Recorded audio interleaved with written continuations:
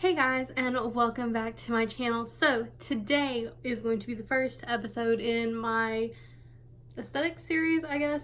Basically, if you guys didn't see my last video, I talked about how I started aesthetic school and how I wanted to make videos kind of documenting my progress, documenting the things that I'm learning, and that way if anybody is interested or is thinking about going to school, maybe you guys can get some ideas. Also, maybe just if you are in school, maybe if you're going back to take your state boards and you need like some refreshers, maybe this will help.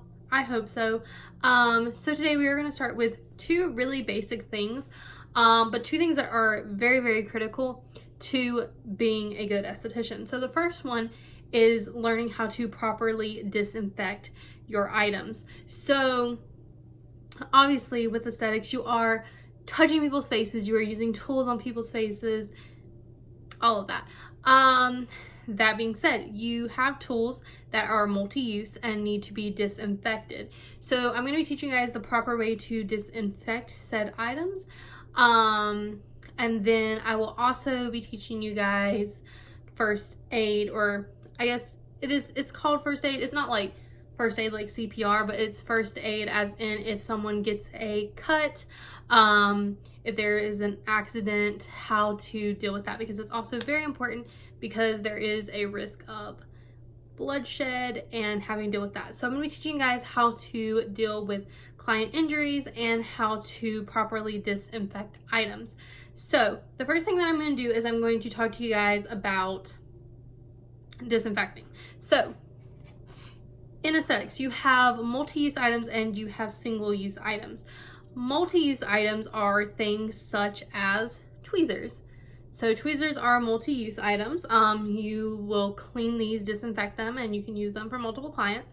And then you have things that are not multi-use. So things that are not multi-use would be like cotton rounds, Q-tips, things like that. So all of your multi-use items have to be properly disinfected, obviously, because if you use these tweezers on someone, you don't want to use them without having cleaned them on someone else later that day. So that's very important to know. So that is the difference. I guess it's easiest if I just tell you guys the basic steps and then I will show you guys actually physically. But for properly disinfecting, we are going to talk about disinfecting a multi-use item such as a tweezer. So with this, what you would want to do is, let's say you are in the middle of a service with a client, you are tweezing their eyebrows. Okay, you get done tweezing their eyebrows. This does not go back into your station. It doesn't go back like into your kit. This goes into an items to be disinfected container. And those containers can be anything. I bought some that are like specifically for aesthetics that were like hairstyling. You don't have to get those. You can literally get like little like food container boxes. You can get like a lot of people have crayon boxes, like just basically a closed container. So you need a closed container and you will put your item to be disinfected in there. When it is time to actually go and disinfect, the proper way to do that is to put on gloves and goggles. Goggles are because you will be using Barbicide and you don't want that to splash up and get into your eyes. So gloves, goggles to protect yourself. You are going to take your item and you will rinse your item. Then you are going to scrub your item. So you're going to use soapy water. You want to use soap or some kind of cleanser to clean your implement. You're going to want to use some kind of scrubber to scrub the debris off of it. And then you're going to want to rinse the soap and everything off of it once you have fully cleaned it and got all the debris off. After you've done that, this is very important, you are going to dry your implement. So you're going to use a paper towel or something and you are going to dry it. Reason being is because you are getting ready to put it into Barbicide. Barbicide is a chemical that basically disinfects things. You can get it in different forms. There are wipes, which I think I showed in my last video. There's wipes, there's spray, and then there is actual Barbicide liquid that you actually sit it in. So for most multi-use items such as like tweezers, comedone extractors, stuff like that, you are going to put them into the Barbicide directly. So that's why you have the goggles and the gloves to protect yourself.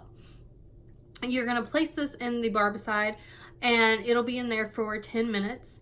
After the 10 minutes are up, you are going to remove the item. If you have gloves on, you can remove it with your hand, but they prefer usually to use tongs. Remove the item. You are going to then take the item and rinse the item again. So you're going to rinse the Barbicide off of it, and then you are going to dry the item again, and then you can place the item into a new container that is disinfected items. So that is the proper precaution for actually doing a disinfection on a multi-use item. I also just realized I forgot to mention, at the end of that, obviously you'll want to clean up your area and you will want to wash your hands again. And also, just to throw this out there because I just thought about it, you're also going to have to clean your items to be disinfected container. So the container that was in, you're gonna have to clean it. So to clean that, normally what I do is I spray the Barbicide. It's the same thing, it's still 10 minutes. The only thing is you leave it sitting out and you put like a paper towel or something over it, and you leave it for 10 minutes, and then you rinse it out, wipe it down like that. Okay, I just needed to throw that part out there, but that's how you do for the container. But I'll show you all of this. So I'm gonna show you guys this live in action right now. Okay guys, so as you can see, I have put on gloves because we are getting ready to disinfect our item. So you always want to have gloves on, and you want to put on goggles when you're using Barbicide because you don't want that stuff in your eyes. It's a very strong chemical. You don't want it on your skin, all of that. So this is my items to be disinfected container. Like I said, it can be any kind of container you want to use. Normally you would want to have it like written on here. This is just one I'm using for right now. My other ones are actually at school. So the implement that I'm actually going to be using today is some tweezers. So this item needs to be disinfected. So the way we are going to start off by disinfecting and everything is going to be cleaning. So cleaning is the first step before disinfecting. So to clean it, we are going to start off by rinsing off the item. Just rinsing it with warm water. After we have rinsed it, we're going to take some kind of scrubbing tool. I'm just using this little nail brush thing because it's just what I have lying around for demonstration purposes. And you are going to put soap on that, and you are going to use that to scrub your implement. And you're scrubbing the implement and you're trying to get any debris off of it, just anything that's on it, scrub that all off. And after you've finished scrubbing it and it's free of debris, you are going to rinse the item again. So we have rinsed the item. Next, very important, you are going to take a paper towel and you are going to dry your implement. Now this is important because it's going to go into Barbicide after this, but it can't be wet because it counteracts. So that's why you're drying it off. So we'll dry off this implement, and then this is the point in time where you would be putting this in the Barbicide. Also, I would normally throw this away, but I only have so many paper towels, so I'm going to be using them over and over, but you would typically go ahead and throw that away. So now that it is cleaned and dried, we are going to do the disinfecting portion of infection control, which is going to be putting it into the Barbicide. So Barbicide, more than likely when you're at school, they're already going to have Barbicide. Usually they just require you to get the wipes. So Barbicide's a liquid. You are going to dunk this into it. So it's going to be sitting in there for 10 minutes, hence why you have gloves and goggles so nothing gets on you. So we're just going to pretend I don't have actual Barbicide, I just have wipes here. But we're going to pretend that I put it in the Barbicide. We're going to give that 10 minutes in the Barbicide.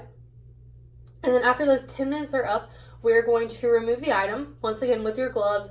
If you don't have gloves, you can use tongs, but you know, safety is best to just go ahead and have gloves and everything. So now that this has been pulled out of the Barbicide, we are going to rinse it again to get the Barbicide off of it. So we're going to rinse this item, rinse it thoroughly.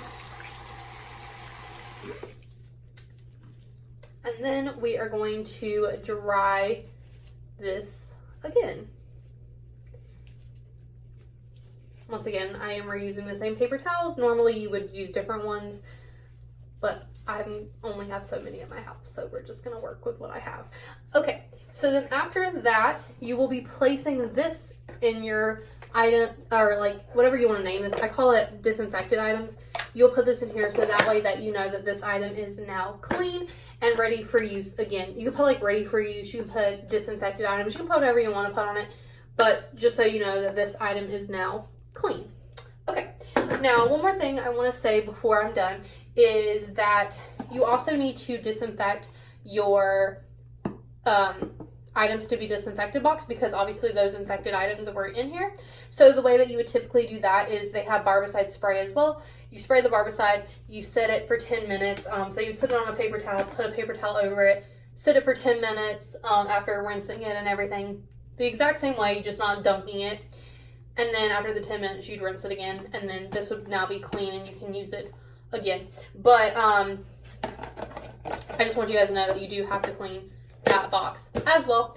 So after you are completely done cleaning everything, you're going to take off your gloves, you are going to throw everything away and clean up your station, and that is infection control and disinfecting an item.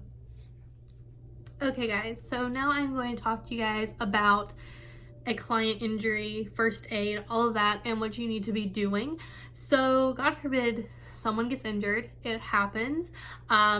Personally, I've been in a nail salon before and I've gotten like a cut on my finger. Not gonna lie, they did not do the proper procedures. So make sure you do the proper procedures, because I didn't know that until I took this class. So proper procedures. So we're just gonna say that someone got a cut on their forehead somehow, maybe with like scissors, maybe you're like trimming eyebrows and like something slipped. I don't know. Okay, so basically with that, the very first thing you're going to do is you're going to obviously stop whatever you're doing. I know you're in the middle of waxing or doing whatever, but you're going to stop what you're doing and you are going to let your client know what has happened. You're going to find out if they need assistance, like if they want to go and like clean up, all of that, if they need assistance doing that. You are then going to put on protective gloves, obviously, because, you know, someone just got injured. You're going to put on protective gloves and you're going to get your first aid kit. There's a reason you have a first aid kit, obviously, because accidents happen. Then you will see if they need your assistance with helping them apply the bandage and all of that. If they do, you're going to apply an antiseptic, like an, you know, those little wipe things that are in, I think that's called an antiseptic. You're going to apply that to the injured area, apply your band-aid, and then you will throw away all of your items, like your, you know, the wrappers and stuff for all that will be thrown away, preferably in a plastic bag.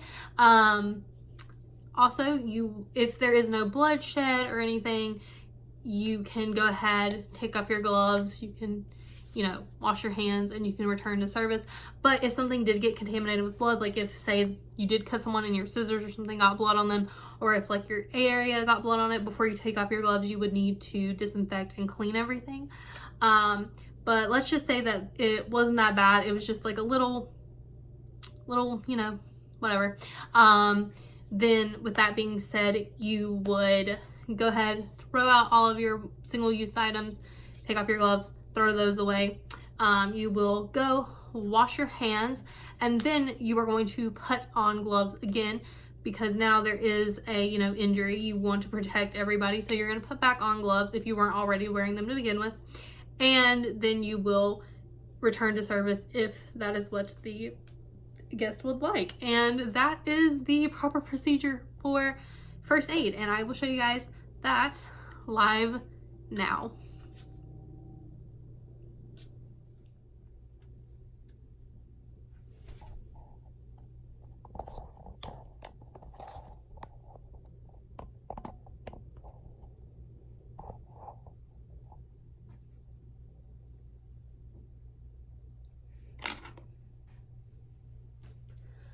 Okay guys, so we are going to be working on a client injury today. I'm going to be teaching you what to do if something happens while you're working with a client if they get an injury. Okay, so first things first, I'm just going to simulate this. We're doing some kind of work, something happens, something slips. First thing you're going to do is automatically stop whatever you were doing. You're going to apologize to your client and be like, I'm so sorry. It just happened. It was an accident. I'm going to help you out real quick. all of that. Just, make sure your poly doesn't make sure they know what's going on. Now, because it is an injury and because there is potential that there could be blood or anything like that, you are going to want to put on gloves. So I like to sanitize before and after I put on gloves. Obviously you can wash your hands and everything. It's just extremely difficult to get gloves on if you like wet your hands before. So that's why I'm using the hand sanitizer. But either or,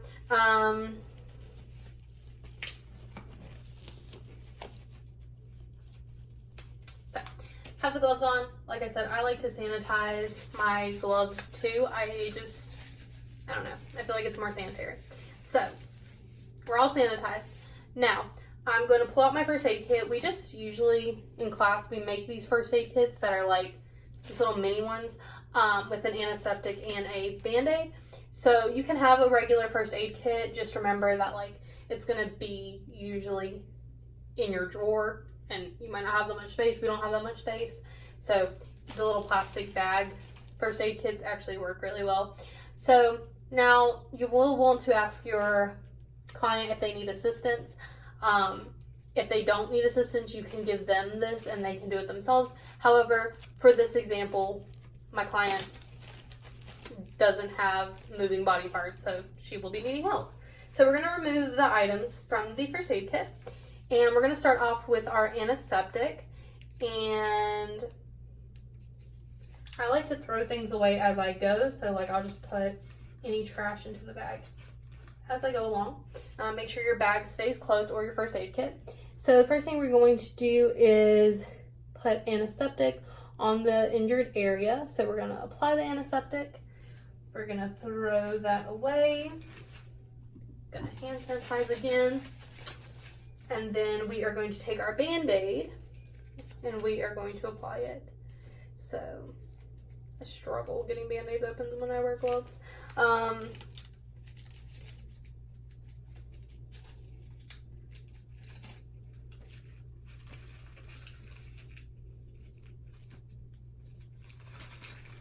that away. And then we are going to apply the Band-Aid to our client on their injury, all better. Turn that away. Then, if there is any blood spill, if there's any blood on your implement, if there's any blood on the counter, the bed, wherever you're working, if there's any blood at all, you have to disinfect that before you can continue with service. I think that's pretty obvious, but just so we're clear, you do have to disinfect anything that needs to be disinfected. In this case, it was just a little nick. There's no blood spill. We covered it up. We're good. So in this case, you can go ahead and remove your gloves because obviously these are a little contaminated. We're going to put the gloves into the plastic bag, close the plastic bag, and we are going to throw that away. Now, after this, you are going to clean your hands again, wash them. I'm just putting hand sanitizer on, but you can wash them, hand sanitize, whatever. And then you're going to put on another set of gloves. I don't have another set of gloves with me, so we're just going to pretend I put a new set on. Just put a new set of gloves on. You guys know I hand sanitize after I put on gloves. And then you will return to service. So just make sure for this that you know that if there is any blood spill, you have to disinfect. You have to do all that before returning to service, and you will put on gloves before returning to service as well, because obviously there has been an open wound and you don't want to cause any more spreading of infections or whatever. So that is taking care of a client injury. An injury for yourself is pretty similar. Essentially, the only difference is going to be that you're not going to be assisting anyone but yourself. So there's really not a difference. That's why I'm just showing on the client. But yeah, that is all. And yes, if you guys have any more questions, let me know. But that is it for today's basic tips.